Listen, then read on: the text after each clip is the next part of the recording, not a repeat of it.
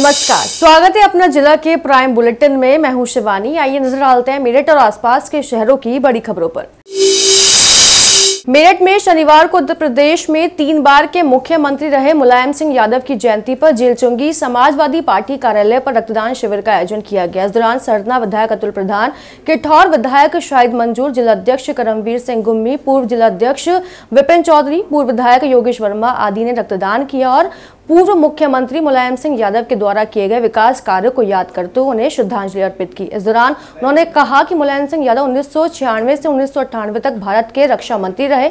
उनके रक्षा मंत्री रहते हुए शहीदों के शव उनके घर तक पहुंचाने और पूरे सैन्य सम्मान के साथ अंतिम संस्कार की परंपरा शुरू हुई।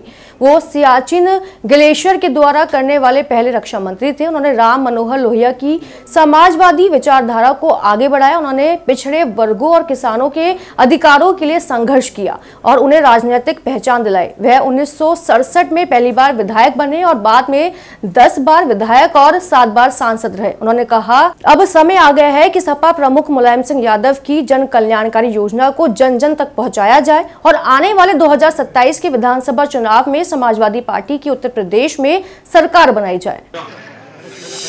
आज समाजवादी पार्टी के कार्यालय पे माननीय जिलाध्यक्ष करमवीर गुम्मी जी के नेतृत्व में सारी पार्टी नेताजी की जयंती बहुत हर्ष उल्लास से मना रही है। न केवल मेरठ बल्कि पूरे उत्तर प्रदेश में उनके जन्मदिन के अवसर पर अलग अलग तरह के कार्यक्रम का आयोजन किया जा रहा है।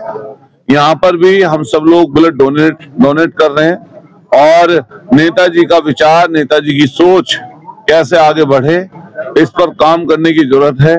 हम लोग लगातार इस पर काम कर रहे हैं और इसी उपलक्ष्य में आज हम लोग यहाँ पर इकट्ठा हुए हैं। आज हमारे माननीय मुलायम सिंह जी जो समाजवादी पार्टी के हमारे मतलब संस्थापक थे, धरती पुत्र माननीय मुलायम सिंह जी की जयंती है। आज उस मौके पर यहाँ जो है इस शिविर का, रक्तदान शिविर का आयोजन किया गया है और सभी लोग जोश में हैं, सभी कार्यकर्ता जोश में हैं। माननीय मुलायम सिंह यादव जी को याद करके आज उनकी जन्मदिन के मौके पर ये इस तरीके का कार्यक्रम हमारे जो जिलाध्यक्ष हैं करमवीर गुम्मी जी, उन्होंने ये व्यवस्था की है। सभी लोग सब मिलके इस कार्यक्रम को करा रहे हैं और माननीय मुलायम सिंह जी के जो बताए हुए रास्ते पे सब चलने का सबने संकल्प लिया है और हमारे माननीय अखिलेश यादव जी को आने वाली 2027 में मुख्यमंत्री बनाने का सबने संकल्प लिया है। स्वर्गीय नेताजी हम सबके नेता थे और बल्कि देश के नेता थे। कम नेता हुए हैं ऐसे जो जिनके नाम के साथ में नेता शब्द जुड़ा हुआ। सिर्फ अगर नेताजी सुभाष चंद्र बोस को छोड़ दिया जाए तो उसके बाद श्रद्धेय मुलायम सिंह जी को ये उपाधि इस देश की जनता ने दी थी। आज उनका जन्म दिवस है।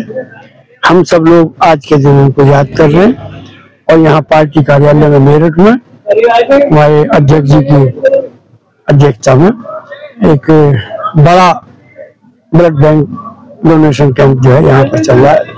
उसी में हम सब लोग यहाँ आए थे, नेताजी को श्रद्धांजलि दी है और ब्लड जो डोनेशन का कार्यक्रम उसमें सबने पार्टिसिपेट। मेरठ के परतापुर थाना क्षेत्र के एक गांव में 8 वर्षीय कक्षा 2 की छात्रा से दुष्कर्म के प्रयास का मामला सामने आया है। आरोप है कि पड़ोसी के घर जन्मदिन में गई 8 वर्षीय बच्ची से आरोपी बंटी ने दरिंदगी की कोशिश की। आरोपी का हाथ छुड़ाकर बच्ची छूटकर परिजनों के पास पहुंची और घटना की जानकारी दी। परिजन बच्ची को लेकर परतापुर थाने पहुंचे और तहरीर दी। पुलिस ने पॉक्सो और दुष्कर्म के प्रयास आदि धाराओं में प्राथमिकी दर्ज कर आरोपी की तलाश शुरू कर दी है। परतापुर थाने में रिपोर्ट दर्ज कराते हुए पीड़ित पिता ने बताया कि उसकी 8 वर्षीय बेटी गांव के एक स्कूल में कक्षा 2 में पढ़ती है। गुरुवार शाम को वह पड़ोसी की बेटी के जन्मदिन में गई थी। वापस आते समय आरोपी बंटी ने बच्ची को रोक लिया और उसे अपने मकान में लेकर जाकर दुष्कर्म की कोशिश की।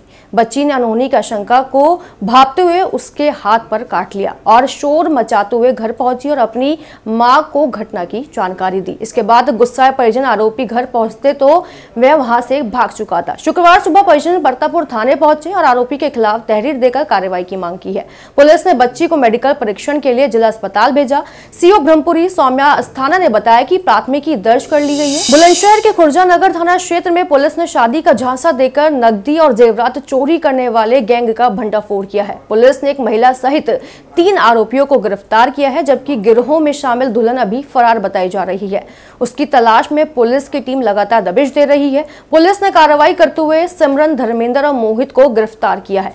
पकड़े गए आरोपियों के कब्जे से एक जोड़ी पाजेब, 5,490 रुपए नकद और एक फर्जी आधार कार्ड भी बरामद किया गया है। पुलिस के अनुसार गिरोह शादी का प्रलोभन देकर घरों में घुसता था और मौके का फायदा उठाकर कीमती सामान चोरी कर लेता था। आरोप है कि ये गिरोह पहले फर्जी तरीके से झांसे में लेकर शादी कराता था।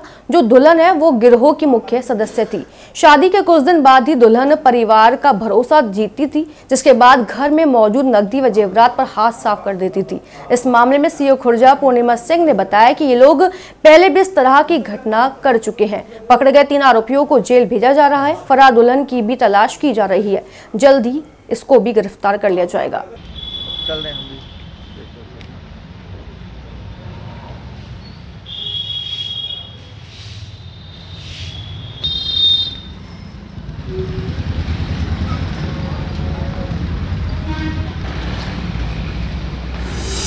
आज दिनांक 21 नवंबर 2025 को थाना खुर्जा नगर पुलिस के द्वारा 3 अभियुक्त, जिनका नाम सिमरन पत्नी कौशल निवासी खुर्जा नगर, धर्मेंद्र पुत्र सूरज निवासी जनपद गौतम बुद्ध नगर एवं मोहित पुत्र उमेद निवासी जनपद अलीगढ़ को गिरफ्तार किया गया है।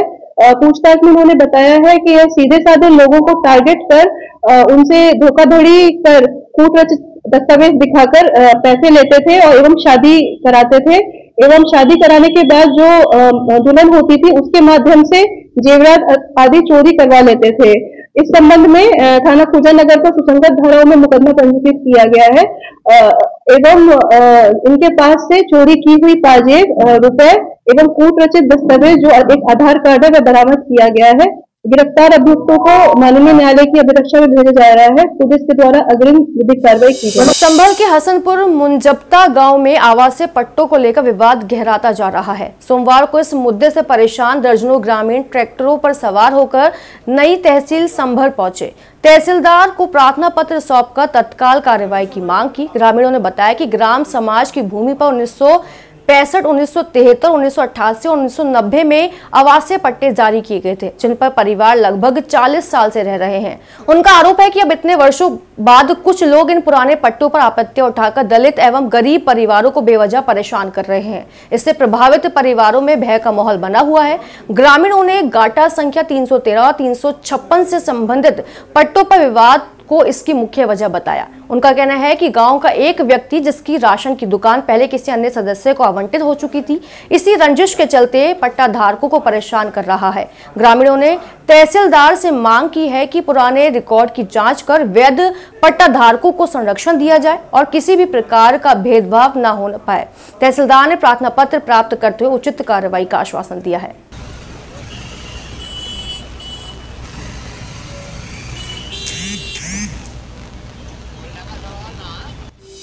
मामला यह है कि ग्राम पंचायत हसनपुर मुंजप्ता में 1995 में, 1988 में, 1973 में आवासीय पट्टे का आवंटन हुआ। तहसील प्रशासन के द्वारा पट्टे का आवंटन कराया गया था और उस पट्टों को जो है प्रशासन के लोगों ने ये कहा कि ये अवैध हैं। जब आपने पट्टे किए उस समय, तो क्या उस समय ये भूमि कौन सी थी? और आज जो है आप राजनीतिक के कारण जो है लोगों को परेशान किया जा रहा है और पट्टे जो हैं सबके पास आवंटन की पत्रावली है, फाइल है, इसका रिकॉर्ड रूम में भी है।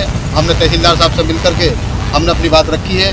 हमने और प्रशासन से हम निवेदन करेंगे कि हमारी मांगों को जो है हमें हमारे लोगों को परेशान न किया जाए।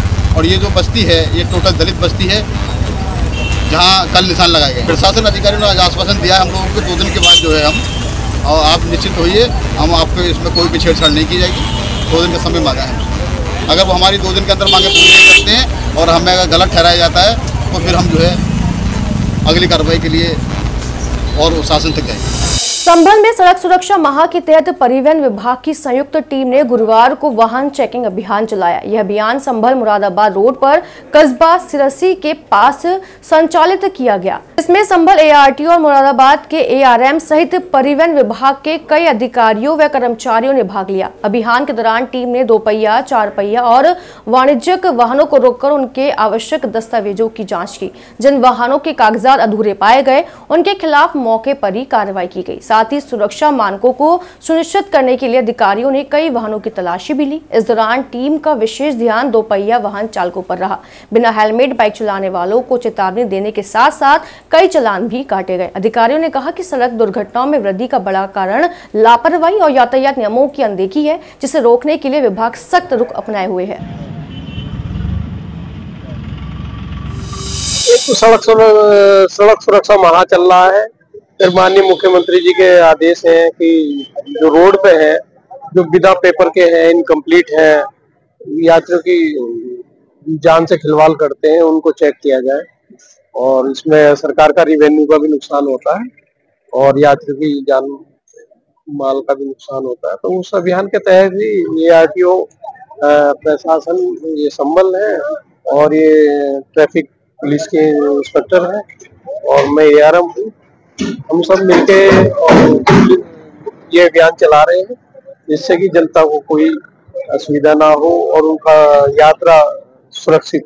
नहीं, अभी तो चल रहा है, अभी शुरुआत करी 1 घंटा पहले। ये तो शाम तक चलेगा, जितना शाम तक होगा उसको बाद में RTO ऑफिस से पता चल जाएगा। गाजियाबाद के शालीमार गार्डन थाना क्षेत्र के विक्रम एनक्लेव में बिजली विभाग की लापरवाही एक बार फिर सामने आई है। शनिवार सुबह करीब 8 बजे प्लॉट नंबर 9 विक्रम एनक्लेव के सामने लगे 2 बिजली के पोल अचानक टूट कर गिर गए। इन पोलों पर लगा ट्रांसफार्मर भी धराशायी हो गया, जिससे सड़क पर खड़ी 2 लग्जरी कारें बुरी तरह क्षतिग्रस्त हो गई। गनीमत रही कि उस वक्त कोई राहगीर या वाहन चालक उनके बीच नहीं आया, वरना बड़ा हादसा भी हो सकता था और जनहानि भी हो सकती थी। घटना की सूचना मिलते ही इलाके के लोग मौके पर जमा हो गए।